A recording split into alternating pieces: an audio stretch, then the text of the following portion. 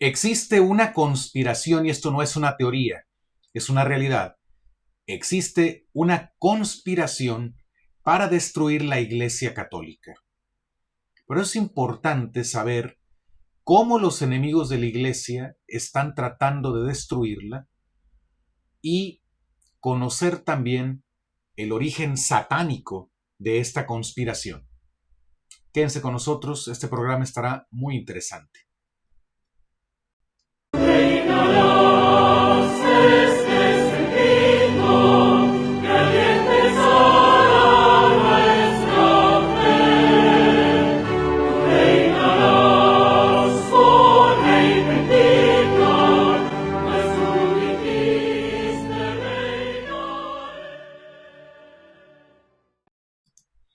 Sea alabado Jesucristo y María Santísima Madre, bienvenidos a Conservando la Fe. Este es el segundo programa de una serie de videos en los que estaré comentando esta obra muy interesante que recomiendo a todos leer. Pueden descargarlo en internet, también pueden buscarlo. Algunas librerías lo han publicado y lo ofrecen a través de internet. Es una obra que se llama La Revolución.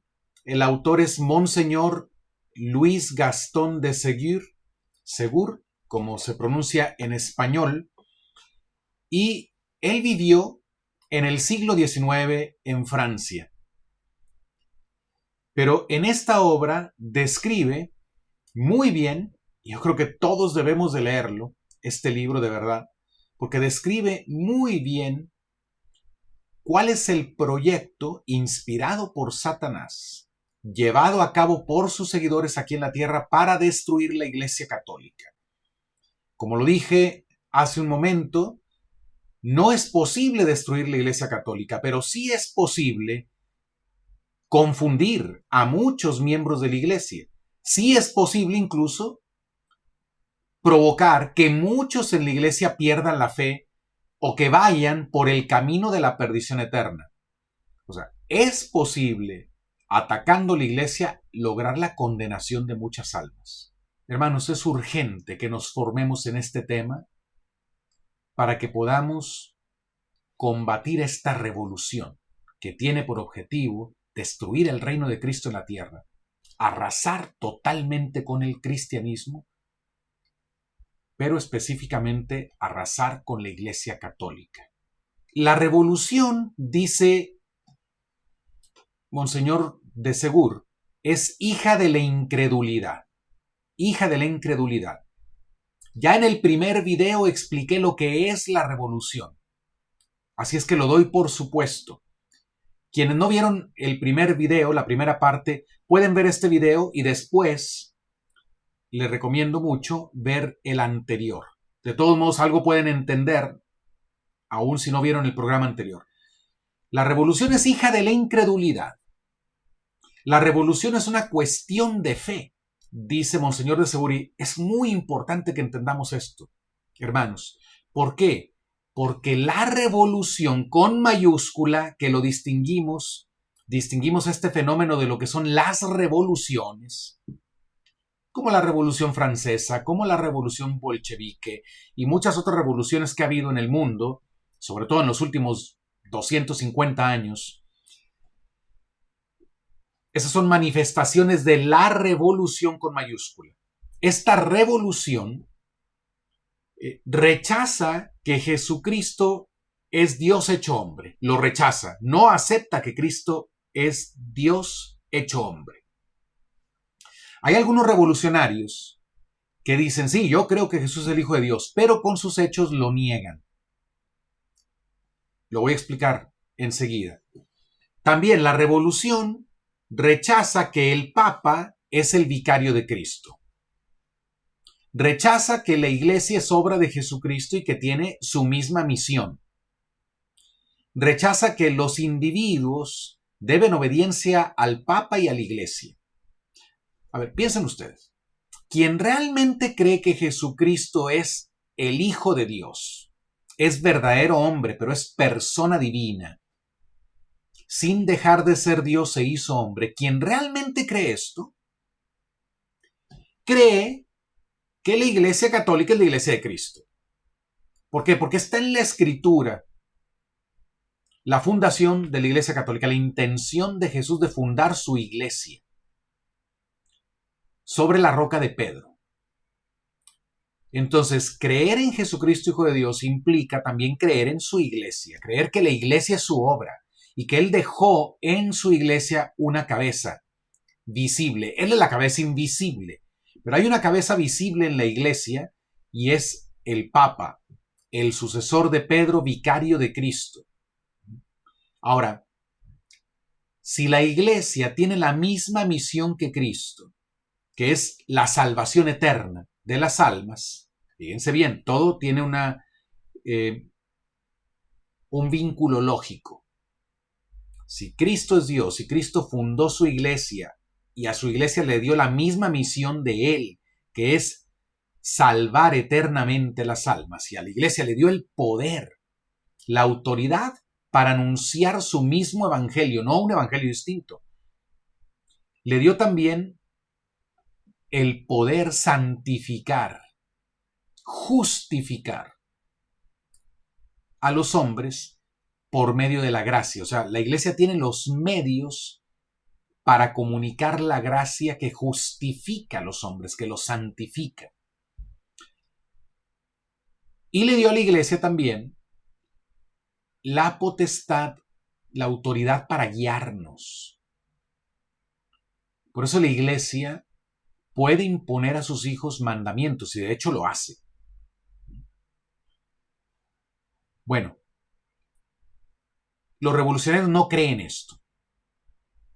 Algunos se dicen católicos, en realidad son revolucionarios y por lo tanto realmente no creen lo que están diciendo. La revolución, como realmente niega estas cosas, niega que debamos obediencia al Papa y a la Iglesia, y a Jesucristo mismo incluso, la revolución tiene como principio algo que es incompatible con estas verdades que acabo de decir. La independencia absoluta de las sociedades respecto de la Iglesia. Fíjense bien. Hoy muchos católicos aceptan la idea de que el Estado debe estar separado de la Iglesia. ¿Por qué? Porque así hemos sido formateados. Permítanme esa expresión. Así hemos sido formateados. Desde que somos niños en la escuela aprendemos que es muy bueno que haya separación de la Iglesia y el Estado, que los Estados no deben de tener ninguna religión. Porque según lo que nos han enseñado, esta es la manera en que se puede gobernar una sociedad más pacíficamente. Si el Estado tiene una religión, entonces va a maltratar, va a ser injusto con quienes no profesan esa religión dentro de esa sociedad, va a perseguir, va a marginar, va a hacer daño, va a favorecer a unos y perjudicará a otros. Y muchos católicos han aceptado esta idea y dicen, qué bueno, muy bien, sí, esta es la mejor forma de organizar una sociedad. El Estado laico e incluso muchos van más allá del Estado laico, piensan que todo en la sociedad debe ser laico. Si alguien tiene una fe, que se guarde esa fe en su corazón, que la vive en su casa, que la vive en su templo, pero que en la sociedad todo sea laico. Y así hay respeto a todas las religiones. Y muchos dicen, mira, qué bien, esta es la mejor idea. Bueno, el problema es este. Si Cristo es Dios, ¿tiene o no tiene derecho Jesucristo de ser reconocido públicamente como Dios?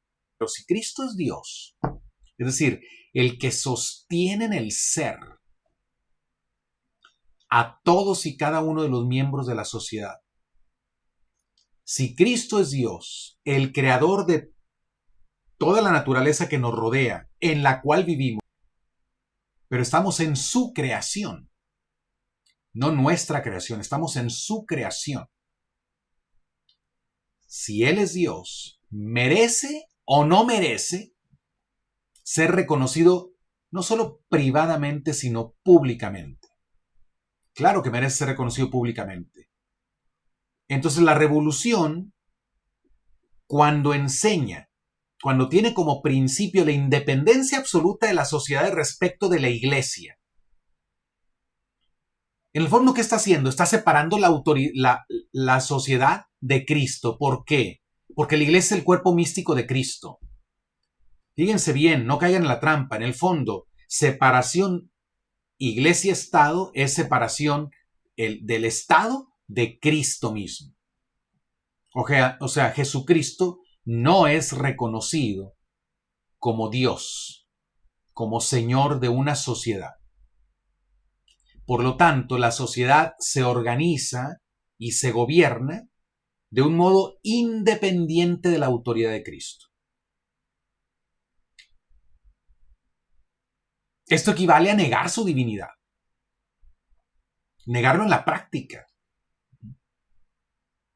Porque ¿quién que de verdad cree en Dios, en Jesucristo, Hijo de Dios? ¿Quién le va a decir, Señor, sí creo que eres Dios, pero en esta área de mi vida no te metas? Aquí no te doy permiso, aquí no quiero que entres. Sí, te reconozco como Dios, ok, pero no te metas en mi matrimonio, o no te metas en mi vida privada, no te metas en mi vida económica o en mi vida política. Quien trata así a Cristo no le está tratando como Dios, lo está tratando como un hombre. Porque a otro hombre sí le puedo decir, oye, tú no te metes en mi vida privada. Tú no me vas a decir qué hacer o cómo llevar mi vida. Sí, a otro hombre se lo puedo decir, pero si de veras creo que Jesucristo es Dios, que yo dependo de Él, no Él de mí, yo soy su criatura, no le puedo decir a Cristo, tú no te metas aquí. Bueno, fíjense lo incoherente que es que católicos le digan a Jesús, tú no te metas en cómo organizamos la sociedad. Sí, tú eres Dios, muy bien, pero la sociedad es cosa nuestra. Tú aquí no entras. Así es que tú no tienes que decirnos cómo vamos a organizar la sociedad, cómo vamos a hacer nuestras leyes. Tú no tienes que decirnos cómo vamos a educar a los futuros ciudadanos, a los niños, a los jóvenes. Tú no nos digas nada sobre cómo vamos a manejar la economía, la política. Tú aquí no entras, Jesús. Quien así piensa, en el fondo le está diciendo a Cristo, tú no eres Dios. Tú no eres Dios. Porque si no es Dios de toda la realidad, entonces no es verdadero Dios. Entonces la revolución manifiesta, al tener como principio la independencia absoluta de las sociedades de la iglesia, que es el cuerpo místico de Cristo. Recuerden, la iglesia tiene la misma misión de Cristo, llevar las almas a la vida eterna. Y a través de la iglesia conocemos la doctrina de Cristo, recibimos la gracia santificante por medio de los sacramentos, o sea, somos justificados por medio de la iglesia, y la Madre Iglesia nos guía con sus mandamientos, con los mandamientos de Dios y sus mandamientos, nos guía por el camino de la vida eterna. Entonces, decirle a la Iglesia, no te metas en cómo organizamos la política, la economía, la sociedad, es decirle a Cristo mismo, tú no intervengas. Con esto, la revolución y los revolucionarios manifiestan que no creen en la divinidad de Jesucristo. Me he detenido un poco a explicar esto, pero es muy importante. Es muy importante porque muchos no lo entienden. No se puede ser revolucionario y a la vez creer en Jesucristo y en la misión de su iglesia. Quien combate contra la iglesia es un revolucionario. Si Jesucristo es Dios, le corresponde el poder infinito en el cielo y en la tierra. Los pastores de la iglesia fundada por Cristo tienen derecho divino de enseñar a todas las naciones y a todos los hombres lo que hay que hacer o evitar para cumplir la voluntad de Dios. Porque representan a Cristo. Es verdad que hay malos pastores. Y es verdad que hay malos ejemplos en algunos pastores que no debemos de seguir. Y pudiera haber órdenes contrarias al evangelio que nos den algunos pastores, las cuales no tendríamos que obedecer. Pero no estoy hablando de las excepciones, de las fallas, estoy hablando de lo que debe ser. Los pastores de la iglesia, comenzando por el Papa, tienen el derecho divino de enseñar a todas las naciones el evangelio de Jesucristo y de decirnos qué hacer o qué evitar para cumplir con la voluntad de Dios. Eso le toca a los pastores de la iglesia.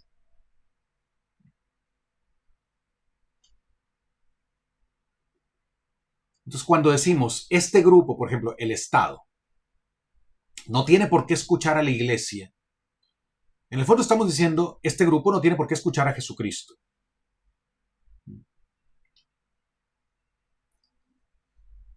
No existe un hombre o una sociedad que tenga derecho a rebelarse contra Dios. Simplemente no existe. Nadie tiene derecho a rebelarse contra Dios. Hay quienes lo hacen, sí, pero eso no es un derecho, es un abuso de la libertad. Eso no es un uso de la libertad, sino un abuso. Nadie tiene derecho a rebelarse contra Dios, porque somos criaturas de Dios, dependemos totalmente de Él. Nadie tiene derecho a rebelarse contra Dios, tampoco existe el derecho de rechazar su autoridad, la autoridad de Dios y la autoridad de la iglesia. ¿Por qué? Porque ¿quién le dio autoridad a la iglesia? Cristo. ¿Y quién es Cristo? Dios. ¿Ven cómo todo tiene un vínculo lógico? ¿Todo embona? Si Cristo es Dios, si Cristo le dio autoridad a la iglesia, entonces nadie debería rebelarse contra la iglesia. Estoy hablando de la iglesia una santa, católica y apostólica. Pero el hecho de que haya malos pastores no arruina la iglesia de Cristo. El hecho de que haya malos pastores no quita que Cristo dejó a su iglesia autoridad para enseñar a los hombres, para decirles lo que tienen que hacer y lo que deben de evitar para tener vida eterna. Eso no quita para nada la autoridad que Cristo le dio a la iglesia. Entonces, usar los malos ejemplos de los malos pastores no es razón suficiente para anular la palabra de Cristo o la voluntad de Jesucristo. El Estado, la familia y el individuo deben obedecer a Dios. Esta es una cuestión de fe. Y esto es lo que muchos papas, obispos, santos pastores enseñaron. Nos puede sonar a nosotros muy raro. Recuerden, si Cristo es Dios, tiene derecho a ser reconocido y obedecido individualmente y públicamente también. Bueno, espero que ese punto haya quedado claro, porque es muy importante. Si entendemos esto, vamos a entender por qué la revolución comenzó por separar iglesia y Estado. Porque haciendo un lado a la iglesia, se hace un lado a Cristo. Así de fácil. Así de fácil.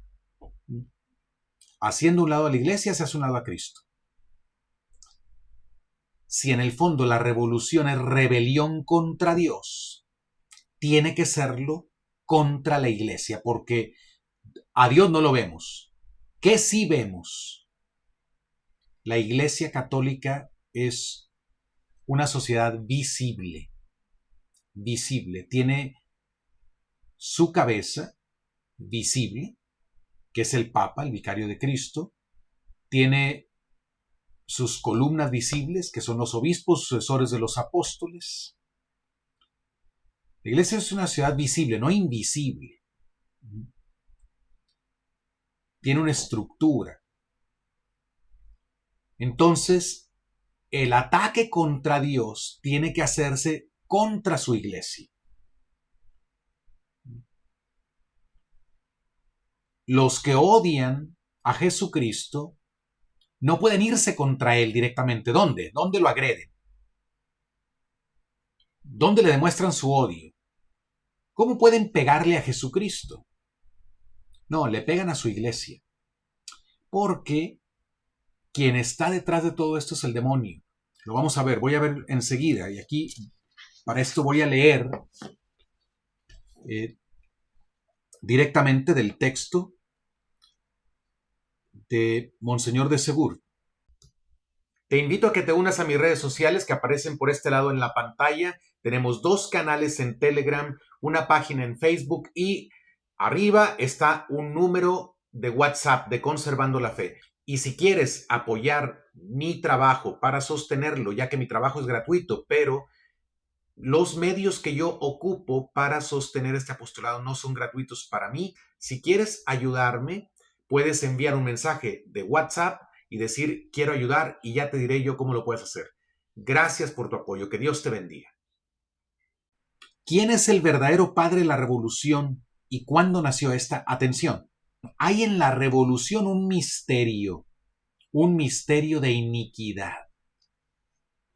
San Pablo habla de un misterio de iniquidad que ya está en acción.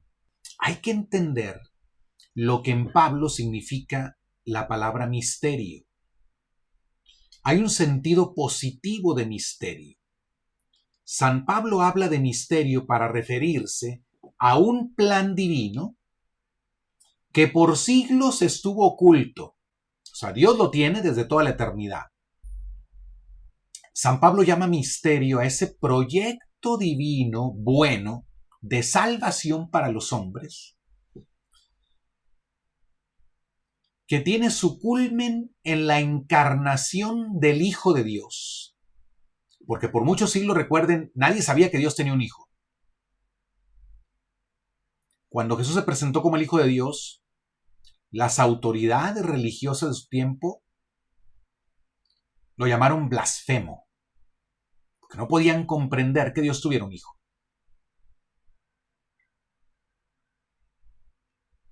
Entonces, este proyecto de la encarnación y de la redención, de redimirnos sometiendo a su hijo a la muerte, entregando a su hijo a la muerte para que con su sangre pagara el precio de nuestro rescate. Ese es el misterio que Dios se tenía escondido, pero que cuando llegó el tiempo lo manifestó, lo reveló. Ahora, vamos a ver qué significa entonces misterio de la iniquidad. Atención. Recuerden que el demonio, le dicen algunos, el mono de Dios. O sea, el demonio es como un simio que quiere imitar lo que Dios hace. Imita los movimientos de Dios.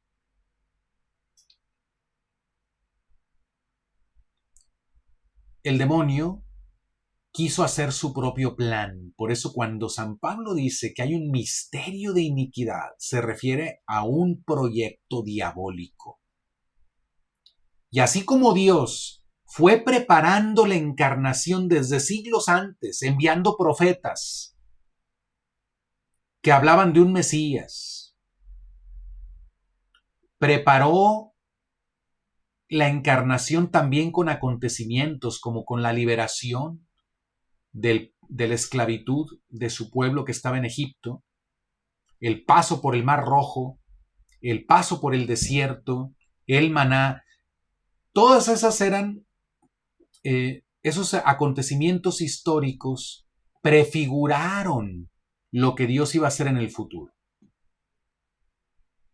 Dios fue preparando, por decir así, el terreno para que cuando llegara la plenitud de los tiempos, su Hijo se encarnara y se manifestara a nosotros, y diera su vida por nosotros en la cruz, y resucitara entre los muertos. Bueno, el demonio tiene un plan, pero este plan es de iniquidad. El misterio de la iniquidad es un plan para la condenación de los hombres. Muy importante que entendamos esto, hermanos. Hay un plan. Esto no es teoría de la conspiración, nos lo dice la palabra de Dios. El misterio de la iniquidad ya está en acción. Y así como el misterio divino de salvación, ese proyecto escondido de salvación se manifestó con Cristo, ¿con quién creen que se manifestará el misterio de la iniquidad? Con el anticristo. Pero antes de la aparición del anticristo, el demonio, Satanás, valiéndose también de los que le sirven aquí en la tierra, está preparando el terreno. Y para eso tiene que debilitar la iglesia lo más que se pueda, para que pueda aparecer el anticristo. Tiene que debilitar la iglesia de Cristo. Tiene que convencer a los hombres de que Jesucristo no es Dios, para que puedan aceptar al anticristo como Dios. Pero, vamos, Dios no es un Dios malo. Todo esto nos lo reveló, nos lo anticipó. Está en la Escritura todo esto. O sea, Dios mismo nos dijo, voy a permitir la acción del demonio. Pero no solo voy a permitir la acción del demonio, yo estaré con ustedes todos los días hasta el fin del mundo. Yo estaré con ustedes todos los días hasta el fin del mundo. Y nos da Él la gracia para vencer a Satanás y para vencer a los enemigos de Satanás también. Así es que no es malo Dios permitiendo la acción diabólica, porque Él nos advirtió que lo permitiría y además nos da en su iglesia todos los medios que necesitamos para poder vencer a Satanás y a sus secuaces también. Recuerden, hay dos estirpes que conviven en el mundo, que están mezcladas. El día del pecado original, Dios dijo, a la serpiente pondré enemistad entre ti y la mujer, entre tu descendencia, atención, entre tu descendencia y la descendencia de ella. Y ella te aplastará la cabeza cuando tú trates de morder su talón. Ahora, entendamos bien estas palabras, hermanos, porque esto es muy interesante. Satanás tiene una descendencia. Los hijos de la mujer no son los hijos de Eva nacidos para la muerte, son los hijos de la nueva Eva. Hijos de la Virgen María e hijos de la Iglesia. Hijos de Dios. Pero no solamente los que están bautizados, sino los que realmente se comportan como hijos de Dios. Los fieles. Esos son la estirpe de la mujer, la descendencia de la mujer. Los que, como María, son fieles a Dios, aman a Dios sobre todas las cosas, más que a sí mismos. Pero entonces, ¿quiénes son la descendencia de la serpiente? No son los demonios. Esto es muy importante que lo entendamos. Si Satanás tiene una descendencia aquí en la tierra, y Dios ha puesto, fíjense bien, Dios ha puesto una enemistad entre la estirpe de la mujer, la descendencia de la mujer y la descendencia de la serpiente. ¿A qué se refiere Dios con eso? Tu descendencia, la de la serpiente, a todos aquellos que sirven a Satanás, queriéndolo o sin quererlo, sabiéndolo o sin saberlo. Son la descendencia de la serpiente, son aquellos que imitan el espíritu de rebeldía de Satanás, los que se rebelan contra Dios, los que no quieren someterse a su voluntad. Y por lo tanto, trabajan para el proyecto de Satanás. Los que se parecen a María son la descendencia de la mujer. Los que se parecen a Satanás, por su soberbia, por su orgullo, por su vanidad, por su avaricia, por su deseo de conquistar el mundo, por su deseo de poder, esos son la estirpe de la serpiente.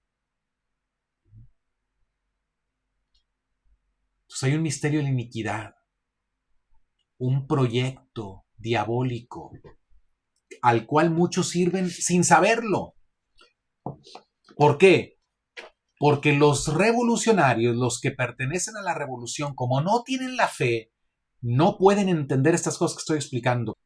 Estamos usando las verdades reveladas para comprender lo que sucede en el mundo. Pero el que no cree, no tiene esta luz, no tiene esta sabiduría, entonces no puede entender. Solo puede entender hasta donde le dan sus medios humanos. Pero no entiende más. Para comprender la revolución es preciso remontarse hasta el padre de toda rebeldía, hasta aquel que el primero se atrevió a decir y tiene la osadía de repetir hasta la consumación de los siglos a su Dios y Señor: non serviam, yo no obedeceré. Non serviam. Esto es lo que el demonio dijo cuando se rebeló contra Dios en el cielo. No serviré. Y sus seguidores aquí en la tierra son los que repiten ese non serviam, no serviré. Continúo leyendo. Sí, Satanás es el padre de la revolución. Esta obra es suya, comenzada en el cielo y que viene perpetuándose entre los hombres de edad en edad.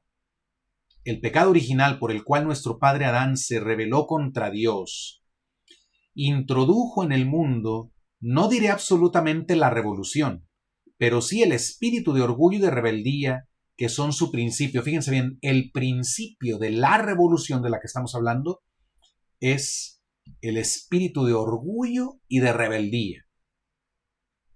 Desde entonces el mal fue aumentando de cada día hasta la aparición del cristianismo. O sea, desde el pecado original hasta que vino Cristo, el mal iba en aumento.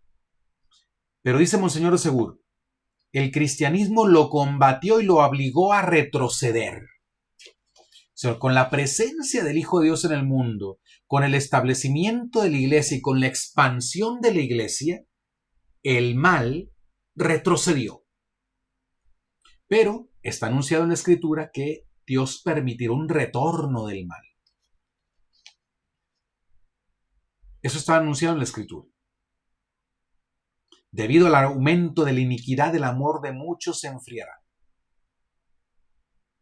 Y dice San Pablo, primero tiene que venir la apostasía, la pérdida de la fe, antes de que venga el anticristo, antes de que se manifieste el hijo de la perdición. El renacimiento pagano. Luego Lutero y Calvino, que se rebelaron contra la Iglesia de Cristo. Y en fin, Voltaire y Rousseau, pensadores franceses que inspiraron la Revolución Francesa. Voltaire y Rousseau han vuelto a enaltecer el poder maldito de Satanás, su padre, y este poder, favorecido por los excesos del cesarismo, este poder recibió en los principios de la Revolución Francesa una especie de consagración, una constitución que no había tenido hasta entonces y que hace decir con justicia que la revolución nació en Francia en 1789. Atención, no identificamos la revolución de la que estamos hablando con la Revolución Francesa, pero la Revolución Francesa, digamos que es el inicio de la manifestación ya descarada de este fenómeno de la revolución. En 1793 decía el feroz Babeuf, la revolución de Francia no es más que la precursora de otra revolución mucho más grande, mucho más solemne y que será la última. Esta revolución suprema y universal es la revolución, con mayúsculas, Así está en el texto de Monseñor de Segur, la revolución con mayúsculas. Por primera vez, después de 6,000 años, ha tenido la osadía de tomar a la faz del cielo y de la tierra su verdadero y satánico nombre. La revolución, que es como decir rebeldía completa y perpetua. Ella tiene por lema, como el demonio, la famosa palabra non serviam. Es satánica en su esencia. Es satánica la revolución. Porque es una rebelión contra Dios, recuerden eso. Rebelión contra Dios, no querer servir a Dios, no querer obedecer a Dios, no querer someterse a Dios y por lo tanto no querer someterse a la iglesia. Es satánica en su esencia y aspirando a derribar todas las autoridades tiene por fin postrero la destrucción total del reino de Jesucristo en la tierra. La revolución, no hay que olvidarlo, la revolución es ante todo un misterio del orden religioso, es el anticristianismo. ¿Cómo identificas un revolucionario porque es anticristiano? Ahora, te podrá decir que cree en Cristo, pero vuelvo a decir, con sus obras o con algunas cosas que enseña, te va a mostrar que en realidad no cree en Cristo. Si te gusta el contenido de mi canal, lo mejor que puedes hacer para apoyarme es darle un like al video ahora mismo, ahí en tu dispositivo, y también suscribirte al canal en YouTube. Eso es importantísimo para que la plataforma promueva estos contenidos. Te muestro aquí en pantalla un botón que aparece en tu dispositivo que dice suscribirse. Si no dice suscrito, hay que darle un clic. Y mira lo que va a pasar. Te aparece una campanita y aquí en esta flechita le das clic y le pones todas para que recibas todas las notificaciones futuras de nuevos videos de Conservando la Fe. Comparte también estos videos para que el mensaje pueda llegar a más personas. Gracias por tu apoyo. Dios te bendiga. La revolución es el anticristianismo. Así lo hace constar en su encíclica del 8 de diciembre de 1849 el soberano pontífice Pío IX. Recuerden, Pío IX, beato, papa beato, conocía a Monseñor de Segur, al autor del libro que lo estoy leyendo, y él lo animó a que continuara con esta obra. La revolución, decía Pío IX, es inspirada por el mismo Satanás. Su objeto es destruir completamente el cristianismo y reconstruir sobre sus ruinas el orden social del paganismo. Amonestación solemne confirmada al pie de la letra por la revolución misma. Ahora va a citar un documento que se llama la venta suprema. En algunos lugares le ponen la alta venta. Es un documento de una sociedad secreta que se filtró, por alguna razón se les escapó y se filtró al público en el siglo XIX. El Papa Pío IX se dio cuenta de esto y permitió que se publicara ese documento porque allí está escrito el plan de la sociedad secreta para arruinar la Iglesia Católica, para destruir la Iglesia Católica. Monseñor lo cita aquí, dice, nuestro objeto final es el mismo de Voltaire de la Revolución Francesa. Aniquilamiento y destrucción completa del catolicismo y hasta de la idea cristiana. Hasta aquí la cita de ese documento. Entonces, bueno, vemos que hay un proyecto. Primero, Satanás, que es el rebelde por excelencia, y él enseña la rebeldía a los hombres. Él propone a los hombres la rebeldía, pero se vale de sus seguidores aquí en la tierra para conspirar contra la Iglesia Católica. ¿Quién es el antirrevolucionario por excelencia? Se pregunta Monseñor de Segur. Es nuestro Señor Jesucristo en el cielo y en la tierra, el Papa su vicario. Claro, el Papa es el sucesor de Pedro, la roca sobre la cual Cristo fundió su iglesia, la cabeza visible de la Iglesia Católica. Por eso, el Papa es el antirrevolucionario o contrarrevolucionario aquí en la tierra y Jesucristo en el cielo. Nosotros vivimos en una de estas épocas más peligrosas, dice Monseñor de Segur. Atención, es la de la seducción de las inteligencias y de la organización de aquello que delante de Dios no es más que desorden y mentira. ¿Por qué son peligrosos nuestros tiempos? Por estas dos cosas. Pongan atención. Nuestros tiempos son peligrosos porque vivimos en el tiempo de la seducción de las inteligencias. ¿Cómo se ha logrado esto? Por medio de las ideologías. Las ideologías de moda de nuestro tiempo. Feminismo, ideología de género, transexualismo, ecologismo, transhumanismo. Bueno, hay más. Marxismo, liberalismo también. Son ideologías que seducen las inteligencias e impiden que la inteligencia que tiene como objeto la verdad pueda ver con claridad la verdad. Las ideologías distorsionan la realidad. O bueno, más bien, son una visión distorsionada de la realidad. Pero además de que estamos en el tiempo de la seducción de las inteligencias, estamos en el tiempo de la organización del mal. Hoy hablamos de crimen organizado. Pero es que no solamente el peligro es lo que llamamos propiamente crimen organizado, como el narcotráfico, la trata de personas. No, es que el mal en general está organizado.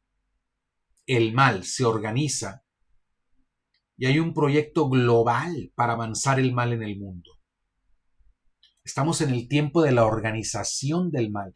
Es que se están poniendo las bases para que venga el anticristo. Yo no sé si nos lo vamos a ver en esta época o no, eso no me toca decirlo a mí.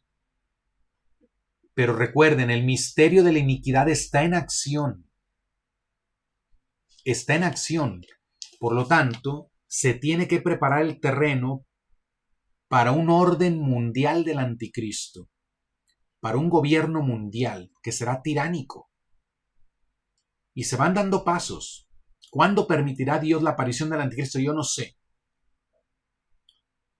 Pero ciertamente podemos ver que muchas cosas en nuestro tiempo apuntan para allá. Un control cada vez mayor de la población. Y para esto ayuda mucho la tecnología. Ahora el mundo se ha hecho chiquito. ¿Por qué? Porque tenemos los aviones. En cuestión de horas está uno de un continente, viaja uno de un continente a otro en cuestión de horas. Ya estás del otro lado del mundo. La comunicación es inmediata, es en tiempo real. El control, el almacenamiento de datos personales, todo está preparándose para un gobierno tiránico global. Ahora, ¿qué se propone en la revolución? Pues eso se propone destruir el papado. Atención con esto. Comenzaron primero quitándole los bienes temporales al papado. En el siglo XIX todavía el Papa tenía a su cargo lo que eran los estados pontificios, territorios donde el Papa era el rey. Yo sé que algunos van a decir, pues es que está muy mal que el Papa haya sido como rey, que tuviera poder temporal. No, es que la Iglesia no sirve a los ángeles, sirve a los hombres. Y los hombres somos de carne y hueso. Por eso la Iglesia necesita propiedades, necesita bienes. Bueno, lo primero que hicieron fue atacar el poder temporal del Papa. Y lo lograron. Lo redujeron al Estado Vaticano, que es una ciudad chiquita dentro de la urbe de Roma. Despojaron al Papa de los estados pontificios. Eso se logró en el siglo XIX. Pero, dice Monseñor de Segur, La ruina de la existencia temporal de la Santa Sede, más que un fin, es un medio para llegar a una destrucción mayor. La existencia divina de la Santa Sede y de la Iglesia, eso es lo que se quiere aniquilar. Fíjense bien, la existencia divina de la Santa Sede y de la Iglesia. O sea, lo que hay de divino en el ministerio de Pedro y en la Iglesia, eso es lo que se quiere aniquilar. La revolución usa incluso a los cristianos débiles. Los hace sus esclavos, les exige concesiones. Recuerden, la revolución va conquistando las mentes. Y usa a los cristianos débiles. Dice Monseñor Segur, fuerte por vuestra debilidad, o sea, la revolución fuerte por vuestra debilidad, contando con vosotros como sus cómplices, ¿qué digo? Como sus esclavos, ella os mandará la sigáis hasta el término de sus empresas abominables. Después de haberos arrancado concesiones que habrán consternado al mundo, todavía exigirá de vosotros obras que espantarán vuestra conciencia. Fíjense, les pide concesiones a los cristianos. Y los cristianos van haciendo concesiones. Por decir, el hecho de que muchos católicos hayan aceptado ya como buena la separación de la Iglesia y el Estado, eso ya fue una concesión. Y una gran concesión, porque todas las consecuencias que esto tuvo fueron gravísimas para la Iglesia. Un Estado laico impuso una educación laica. ¿Y cuántos perdieron la fe por eso? Porque también detrás del laicismo se escondió un anticatolicismo. En el fondo hay un anticatolicismo. ¿Cuántos aprendieron a odiar la Iglesia en las aulas cuando eran niños, cuando eran adolescentes, en la primaria, en la secundaria, en la preparatoria y todavía en las universidades? ¿Y de dónde viene todo eso? Aceptamos que la Iglesia no intervenga en la sociedad, ni en la educación, ni en la política, ni en la economía. ¿Qué tenemos? Tenemos un montón de gente formateada que piensa que la Iglesia católica es como el peor villano de la historia. Y odian a la Iglesia porque se les ha sembrado odio desde que son niños contra la Iglesia. Dice, no exageramos hablando así. La revolución, mirada no por su parte accidental, sino por aquello que constituye su esencia, es una cosa con la que nada puede compararse en la serie larga de revoluciones por las cuales ha pasado la humanidad desde el origen de los tiempos y que vemos desarrollándose en la historia del mundo.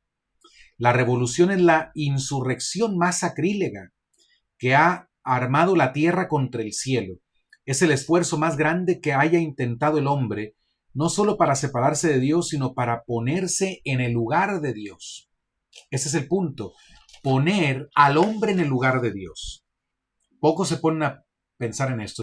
Si se hace un lado a Dios y se hace un lado a la Iglesia, ¿cuál es la autoridad máxima que queda?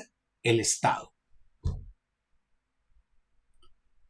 Y por eso ahora tenemos al Estado omnipotente vigilándonos en todo lo que hacemos,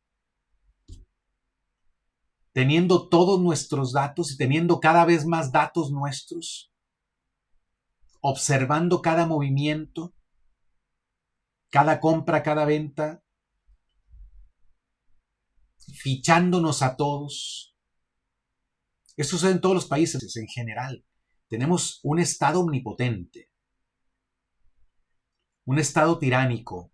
Muchos dicen, no es tiránico. Claro, porque invade cada vez más tu privacidad con el pretexto de protegerte. Es por tu protección, es por tu bien que tenemos que cuidarte, tenemos que vigilarte.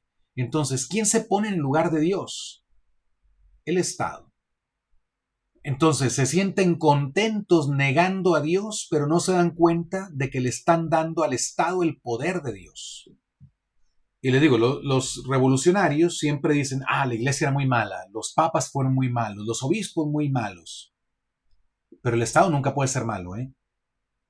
No, los que gobiernan nunca pueden ser malos. Ellos siempre son buenos, ellos siempre tienen buena voluntad, ellos siempre son honestos, ellos siempre son sinceros. La revolución no ataca al Papa Rey, sino para acabar más seguramente con el Papa Pontífice. No puede tolerar la soberanía pontifical cuya existencia es para ella cuestión de vida o muerte. Sí, porque el Papa nos recuerda que hay una autoridad divina. El Papa, su sola presencia, su sola existencia nos recuerda que hay un Dios, que ese Dios es Jesucristo, no es un Dios genérico. La Santísima Trinidad, el Padre, el Hijo y el Espíritu Santo, que Jesucristo nos ha revelado el verdadero Dios, que Jesucristo fundó su iglesia, que esa iglesia es la que tiene autoridad para enseñar la verdad al mundo, para conducir las almas a la vida eterna. La sola presencia del Papa nos recuerda todo eso. El Papa puede ser bueno, puede ser malo, puede ser santo, puede ser pecador, pero la figura, el papado, nos recuerda eso. Por eso la revolución siempre va a atacar al papado. El Papa, vicario de Jesucristo, es el enemigo nato de la revolución. Pero ¿quiénes también? Los obispos fieles, los sacerdotes, formados según el corazón de Dios, participan con él de esta gloria y de este peligro. Ellos viven en medio de los hombres como personificación de la Iglesia y de la ley de Dios. Por esto mismo, son el blanco del odio revolucionario. La revolución siempre va a atacar al Papa y a los obispos, a los sacerdotes fieles al Papa. Dice la religión pública, está perdida en Europa si no tiene propiedad. Y la Europa está perdida si no tiene religión pública. Ahora tenemos la Unión Europea que renuncia a reconocer sus raíces cristianas. Se ha renunciado a reconocer las raíces cristianas de Europa. Entonces Europa está perdida. Esto no va a acabar bien. Esto no va a acabar bien. Bueno, ni para Europa ni para ninguna sociedad en el mundo que renuncie a Jesucristo. Uno de los jefes de la venta suprema de la Alta Italia escribe: es preciso descatolizar el mundo. Conspiremos solo contra Roma. La revolución en la Iglesia es la revolución permanente, es la destrucción segura de los tronos y dinastías. No debería ir confundida con otros proyectos de la conspiración contra la Santa Sede Romana. Vean. El objetivo claro es descatolizar el mundo, pero para eso hay que pegarle a Roma. Los verdaderos católicos, fieles discípulos de Jesucristo, vienen a agruparse alrededor del Papa, de los obispos y los sacerdotes para combatir el buen combate y conservar la fe. Cada uno de ellos se esfuerza por rechazar al enemigo y hacer triunfar la buena causa por medio de la oración, de las obras buenas, por la acción y la palabra, por la polémica, en fin, por todos los medios legítimos de influencia. Atención. Hay que estar unidos al Papa, en comunión con el Papa, en comunión con los obispos. Porque donde está el Papa, ahí está la Iglesia de Jesucristo. Tenemos que estar en comunión con el Papa y con los obispos. Esto no significa que todos los papas y todos los obispos hayan sido santos. Ha habido santos obispos y obispos muy pecadores, santos papas y papas muy pecadores. El punto es que independientemente de el ser humano que esté ocupando esos cargos de papa o de obispo, nosotros estamos en comunión con el vicario de Cristo, con los sucesores de los apóstoles, porque estamos en la Iglesia Católica y tenemos que reaccionar, rechazar al enemigo, hacer triunfar la buena causa por medio de la oración, las buenas obras, la acción y la palabra, la polémica, en fin, por todos los medios legítimos de influencia. Miren, lo he dicho muchas veces en mis programas, es un grave error el de algunos católicos que dicen, esto que estamos viviendo está en el Apocalipsis. Esto está anunciado en las cartas de Pablo. No, nos queda orar y ayunar. Sufrir con Cristo. Y ya. Como si eso fuera todo. No nos queda más que ayunar, orar, esperar que Dios nos saque de esta. Estamos ya, se están cumpliendo las profecías y no hay nada que podamos hacer. Falso. Falso. Hay mucho que podemos hacer. Y es que si pensamos así, almas se pueden perder por culpa nuestra, por nuestra cobardía, por nuestra apatía, por un mal entendimiento de las escrituras y de las profecías. Claro que hay que orar, claro que hay que ayunar, claro que hay que sufrir con Cristo, claro que hay que rezar el rosario, estar al pie de la cruz, sí, pero hay mucho que podemos hacer. Mientras es de día, cuando venga la noche nadie podrá trabajar, dice el Señor, pero mientras es de día hay que trabajar. Hay que dar testimonio público de Jesucristo, hay que conquistar almas para Cristo, hablar de Dios, tener el valor de lanzarle invitación a otros para que lo sigan, para que lo conozcan. Combatir el mal donde todavía se puede combatir, en muchos lugares se puede combatir, se pueden ganar pequeñas batallas todavía, pero si no las peleamos, ciertamente nunca las vamos a ganar. Muchas batallas las hemos perdido porque ni siquiera peleamos. Entonces el enemigo gana porque los católicos no nos presentamos al combate. ¿En cuántos colegios, cuántas escuelas, públicas o privadas, se está ideologizando a los niños porque los papás no pelean, no defienden a sus hijos? No tienen el valor de ir a hablar con la dirección y decir, oiga, a mis hijos no me les van a enseñar esto aquí. A mis hijos no me los van a contaminar con estas ideologías. No tienen el valor de defender. Y entonces pierden las batallas. Pero perder la batalla significa perder a tus hijos. En este caso significa perder a tus hijos. O muchos ingenuamente piensan que porque los llevan a misa todos los domingos y porque en la casa rezan el rosario, ya la escuela no les va a afectar. Claro que les va a afectar. De hecho, si en la escuela te ideologizan a tus hijos, eso puede hacer que todos tus esfuerzos por llevarlos a misa y por enseñarlos, mandarlos al catecismo en la parroquia, todos esos esfuerzos se pueden venir abajo. Porque no eres capaz de impedir que alguien te los llene de ideologías en la escuela. Estoy poniendo un ejemplo nada más de batallas que se podrían pelear y muchas veces se podrían ganar. Si los católicos hicieran algo y si los católicos se unieran. En muchos ambientes de trabajo también seguramente se podrían ganar algunas batallas pequeñas.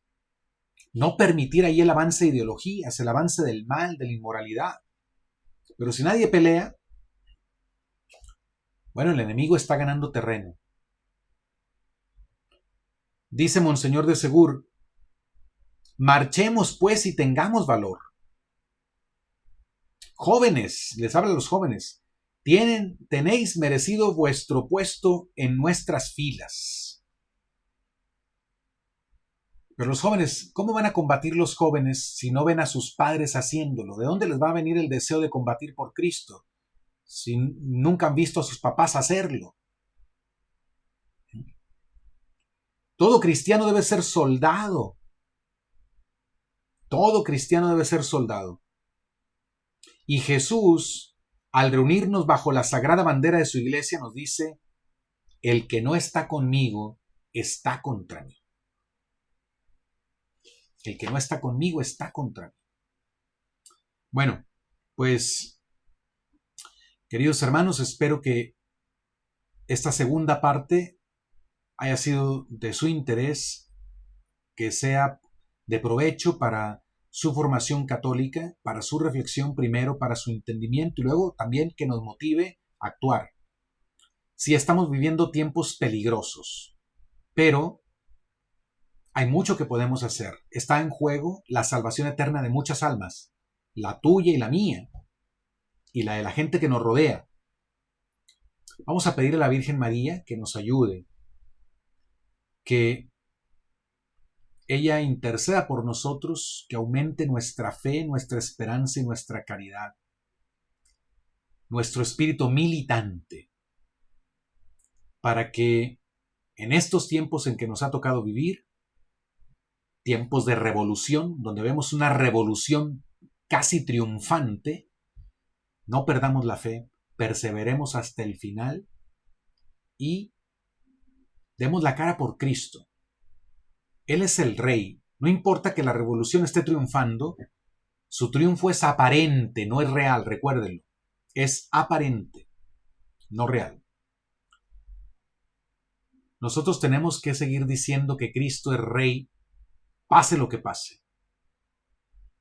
No nos toca a nosotros decidir cuándo vendrá la victoria. Vendrá seguramente. Pero lo que nos debe preocupar es que cuando venga la victoria de Cristo, su victoria definitiva contra el mal en este mundo, Él pueda reconocernos a ti y a mí como unos de sus siervos, nos reconozca como suyos y nos permita reinar con Él en el cielo. In nomine Patris et Filii et Spiritus Sancti. Amén.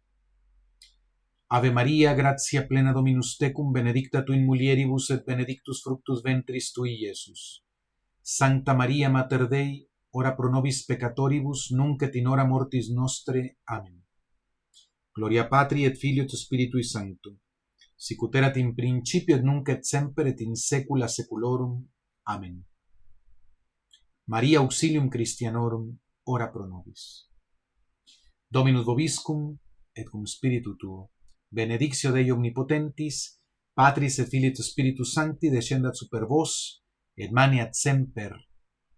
Amén. Muchas gracias a todos, que Dios los bendiga, conserven su fe. Hasta la próxima y que viva Cristo Rey.